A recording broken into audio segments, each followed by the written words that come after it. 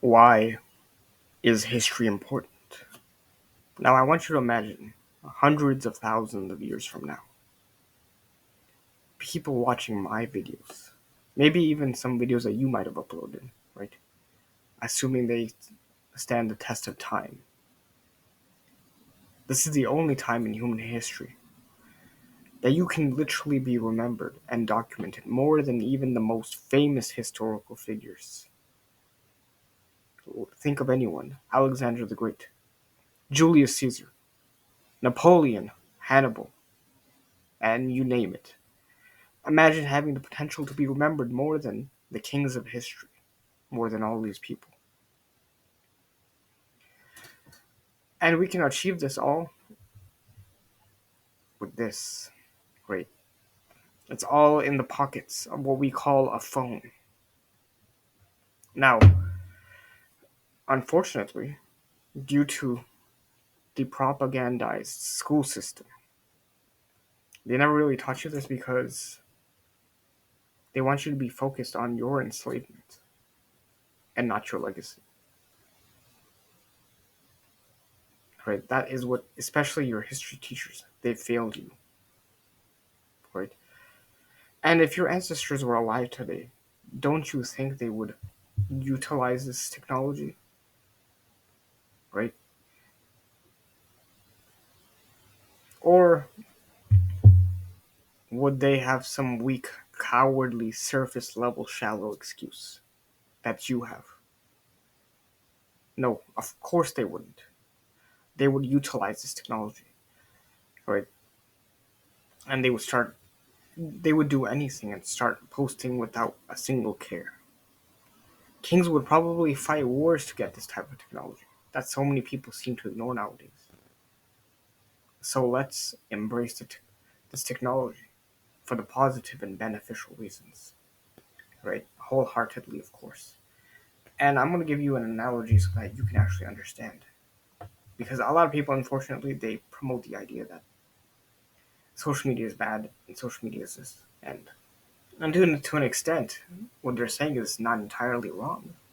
However, I personally believe that social media and technological tools are what you make it.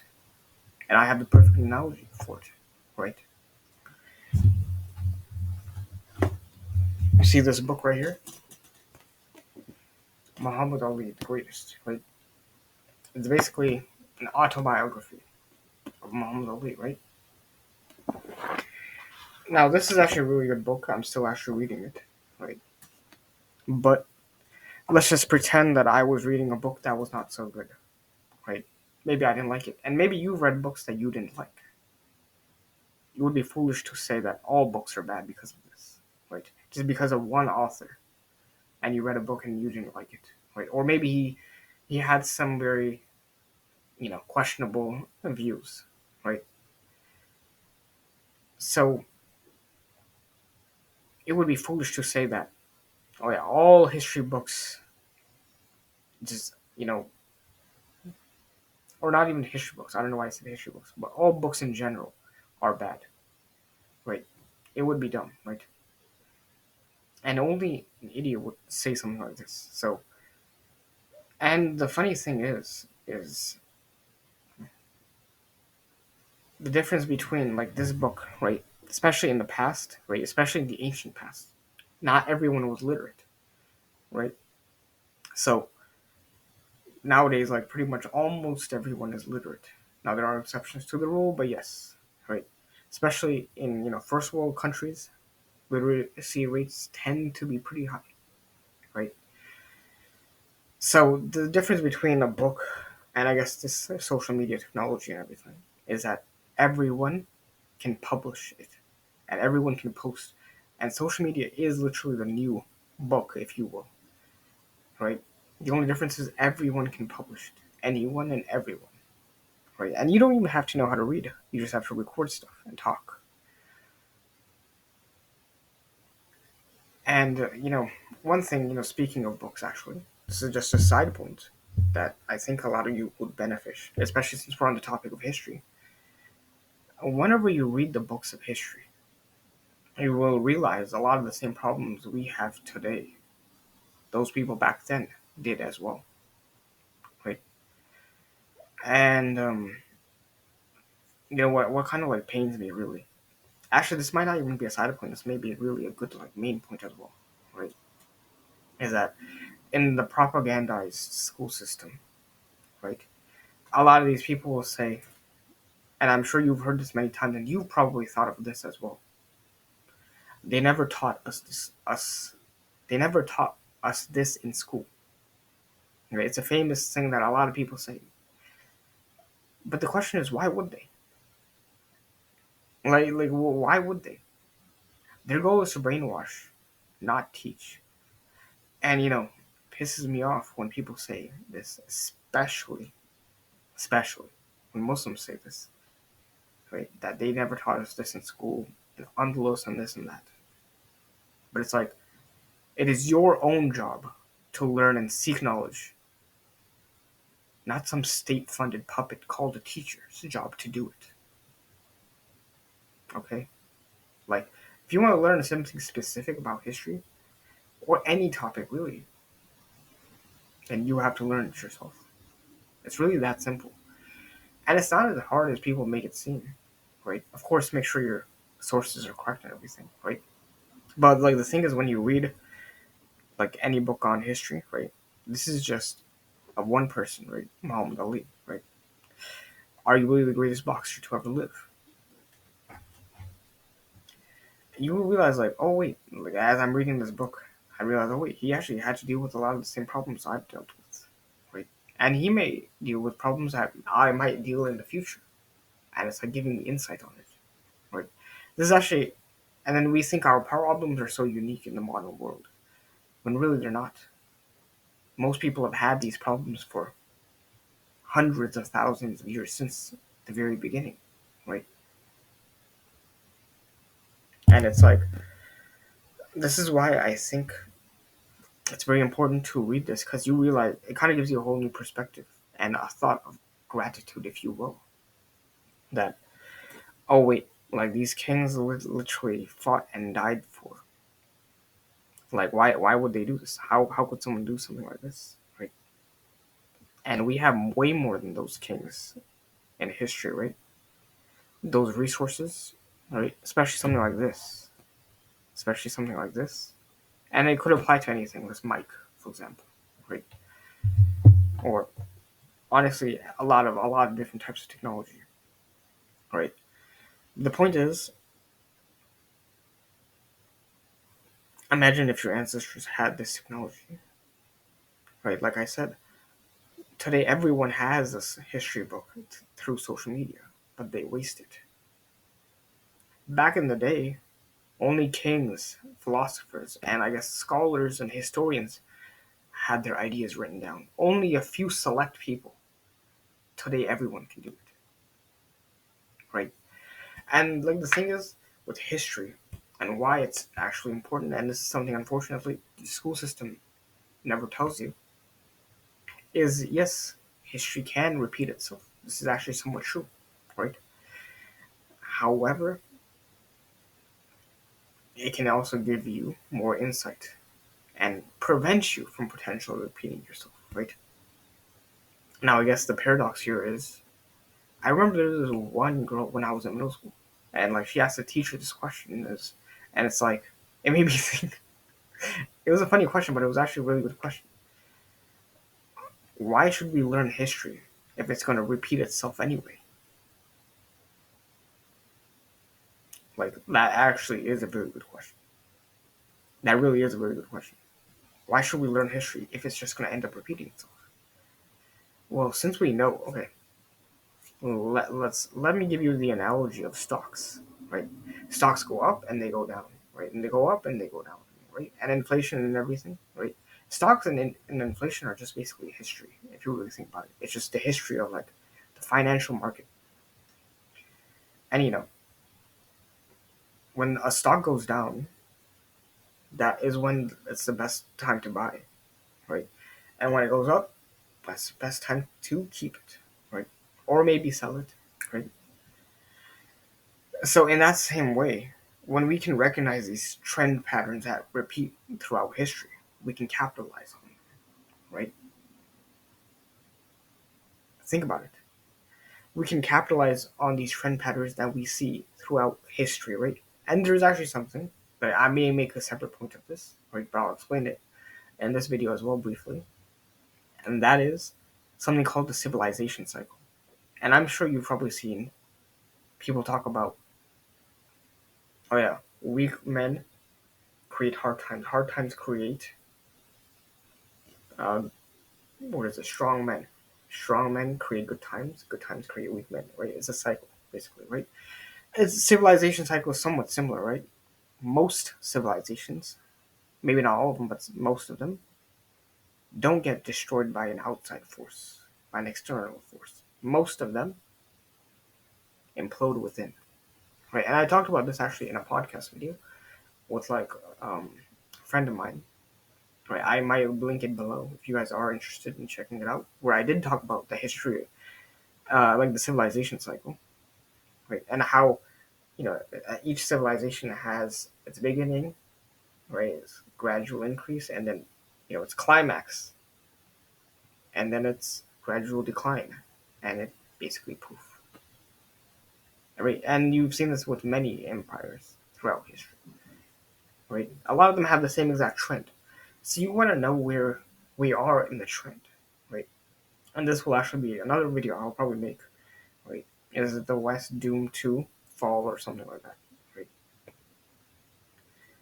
And it'll be very interesting because I'm probably going to be comparing side by side with multiple empires and everything, and how a lot of the same trends that the West has today relate to the trends of such and such empires, right? At their incline, at their decline, right? So my point is that's basically what you're doing when you study history. Right? Why do we study it if it's going to repeat itself? Right? Well, it's like saying, why should I invest in stocks if it's just going to fall again? Right? Right? Like, why should I invest in stocks if it's going to eventually fall? It's not about the fall. It's about capitalizing at certain points when it has a rise, and you can capitalize on even the fall. That's when you buy, right, and stuff like that. So, so that's why we study history, right? And it's actually funny because the teacher couldn't answer that question because again, right, when that girl asked that question, why do we study history if it's just gonna repeat itself anyways, right? If we're just doomed to repeat ourselves, why study it in the first place? The teacher had no actual answer for it. She didn't. I, I can't even remember. It was like some pathetic answer, really. And again, I'm not surprised because again, when you're a propagandized puppet, right, which is what a teacher basically is, you won't really have the answers to a lot of these deeper questions. Like the fact that you couldn't answer something like this kind of shows me, like, man, you really don't know your own subject, and supposedly you have like a bachelor's degree in it. How does that make any sense? I honestly believe that most people get into majors and they don't know the point. Like they're studying things in school, there's no point, right? And this is unfortunately the case that most things you're studying in school don't really have a point. It's not actually useful a lot of the times. Even the history that they teach, because it's not even just a history of that country. For example, in America, just American history, but it's like a very like selected like version that they try to display of American history. They're only going to share what they want to share. Right? Like for like how many years did they say Christopher Columbus discovered America? Only for when you go to like in elementary school and middle school and all this, even in high school to an extent, they'll say it. But when you get to like later high school and college, they'll say, "Oh no, actually, Christopher Columbus didn't discover America." Right? They say it was the Vikings, but even before the Vikings, a lot of people don't know. The first people to supposedly reach the Americas was actually a Semitic group called the Vikings. Called the Phoenicians, right? And these people, like thousands of years ago, right? Phoenicia isn't like modern day like Lebanon, Palestine, like that area, Jordan, like that area, and they were actually very good sailors, right? And they're the ones who supposedly landed in the Americas like way earlier, right? There's even supposedly like other ancient civilizations even before the Vikings that supposedly discovered the Americas, but that's a side point. The main point is they lied to you for how many years, and they thought they could just get away with it, right? Only to show you that, yeah, we were lying the whole time.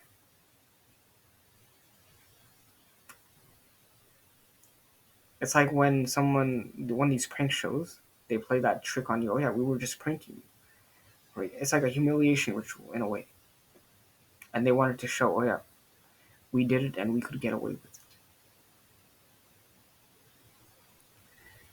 it. Like this, the problem is, man, schools never taught you how powerful history actually is. All they taught you was how to obey. They never taught us this in school. Of course they didn't. Like, of course they didn't. Their priority is basically the government. And, like, it's propagandized, like brainwashing. It's not knowledge.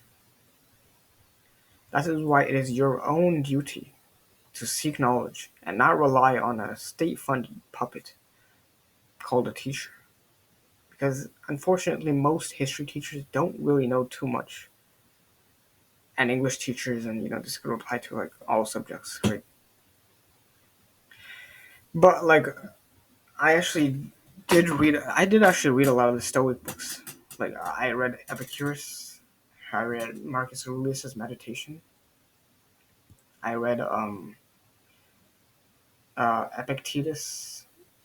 I think I said that already, but Epicurus, he was technically not a Stoic. He was part of Epicureanism, right? But like, why am I mentioning these people? Is because again, you should actually read these people's book and other people's book as well. You'll realize a lot of the same problems they had, you have as well, right? Dealing with the struggles of life. I think the first guy who was a Stoic, Zeno. I remember one of his like literally the first way that his story starts out is that his ship gets destroyed and he loses so much stuff. He almost goes bankrupt, and then like eventually, you know, in his biography, right? And I recommend reading about him because I did read about him, but it was a very long time ago, so my details may not be 100% accurate. But the gist of his like life story is that despite all the shipwreck and everything, he goes to a bookshop, right? And in this bookshop, like somehow he develops a stoic mindset, right? That it is what it is, and that being angry about it doesn't necessarily make the situation better. And when you read this, you're like, wow, this is actually, I can deal with a lot of my problems the same way. Instead of being emotional about it, I can be more rational about it and say, would the anger bring back the ships and all the money that I had on it? No, it wouldn't. And this applies to your problems too, whatever your problems are. Unfortunately, most people don't have that, right? Unfortunately, most people like don't have the rational mindset of, oh wait, actually, do I really have to be emotional about this? No, I actually don't have to be emotional about this.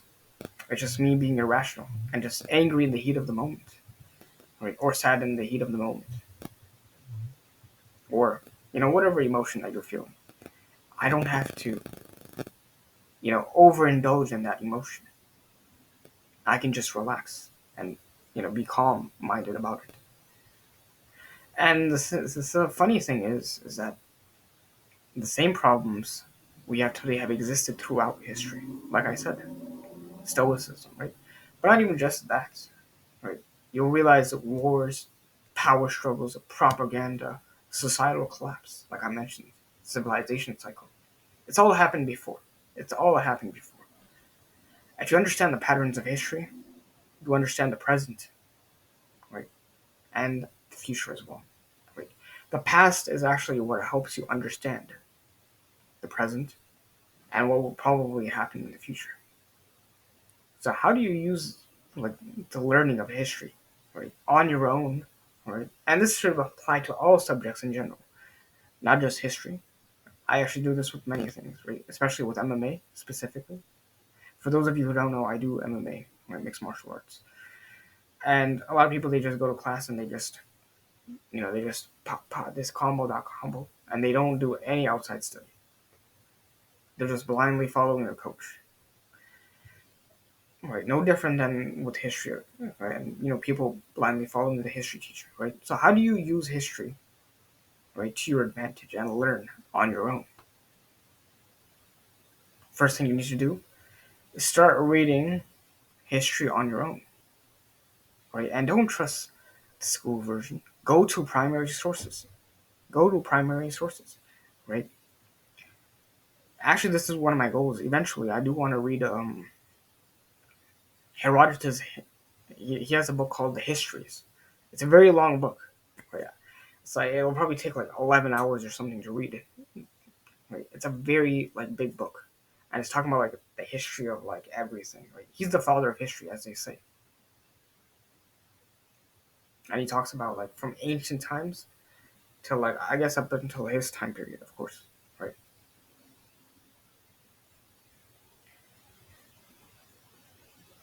And a lot of the thing, of course, read this history of civilizations and everything. Right? Very important.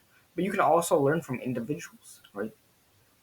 Like I'm learning from Muhammad Ali, for example, when I read this book. Boxer, his struggles, how he achieved, his success in boxing, and even outside of boxing, how he became a historical figure outside of that. He's not just a boxer, right? He was basically a polymath. And a polymath is just someone who's like very good at multiple fields. He was an orator, a philanthropist, even a philosopher, if you will. And when you learn from not just obviously boxers, but you can learn from conquerors, kings, scholars, see how they thought, and not just what they thought. It will make it easier for you to create your own legacy. You have the tools. You can document yourself, write your own history, and leave a mark. You can actually leave a mark greater than those kings in the past did. Right? And there's a poem I'm probably going to mention in another video. Some of you may have heard of it. It's called King Ozymandias. Right? And in that poem, King Ozymandias, it's basically like I'll probably make another video about it. But King Ozymandias was like this great king, but nothing about him remained. But I'm probably going to touch upon that in another video. But my point is, when you read from like let's say one thing I like to do in a certain phase of my life, I like to really obsess over a historical figure. When I had this grappling match training, some people call it a fight or whatever. It's up to you what you want to call it. Right? I won't get into that debate here. Right? But it was a grappling match, and I remember the week before that grappling match. Right? Unfortunately, for some weird reason, YouTube deleted the video. But the week before the grappling match, you know what I did? I didn't go, searching for every technique. You know what I mean? How to get out of side control, how to establish side control, and every little thing. I'm like, if I did not do this in training, I probably won't be able to do it in competition, if we're being honest here. Right? It's not impossible, but it's very unlikely. So you know what I did? Even before the week of the match, the grappling match competition, even before that, I was just obsessing over Hannibal. And it was like I was trying to get into this warrior mindset. And I was just like, man, how did Hannibal do this? How did Hannibal cross the Alps? How did someone have so much determination? right? And so much hatred for the Romans, and so much ambition for Carthage to cross the Alps. If you've ever been to the Alps, just look them up. It's not easy. And on top of that, he took elephants to the Alps. Like, who does that? People today are afraid of taking a big suitcase on a plane with a reverse osmosis water filter. But Hannibal took elephants just to get an advantage against the Romans, right? And he was basically destroying the Romans the whole time he was there. And of course, you can learn from his story, like I did. The whole week before leading up to my grappling match, my competition, I literally spent the whole week just obsessing over Hannibal. Right? I watched every little like battle he had, this battle and that battle, and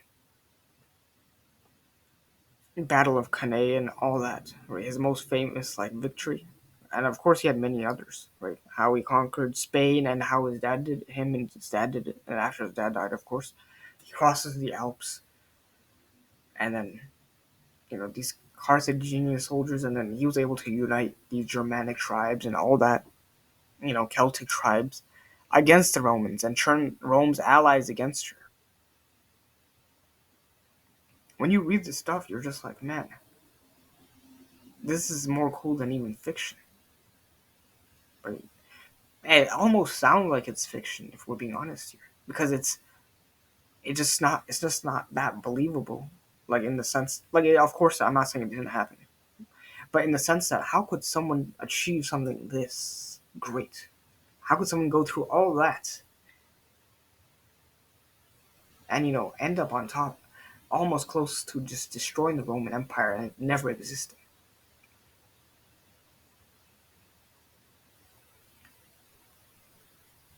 And you honestly learn a lot from that. And there's many examples, even Alexander the Great, and how he destroyed the Persian Empire and how he conquered all the way to the Indus, conquering Egypt as well. And you can read about his story and Julius Caesar and all these historical figures. And it doesn't have to be just conquerors, right? Philosophers, right? You can look at the life of Socrates, the life of Aristotle and Plato, right? Even Aristotle, I believe, was it Yeah, it was Aristotle who put who had a big impact on Alexander the Great. So you can learn about that and the connections of historical figures. My point is, you can use these tools and you can learn from these historical figures, just like I did, and I have. Right, I've read many books, and I'm still reading many books on these historical figures and how I can relate to them and what problems they had and how I can solve my own problems.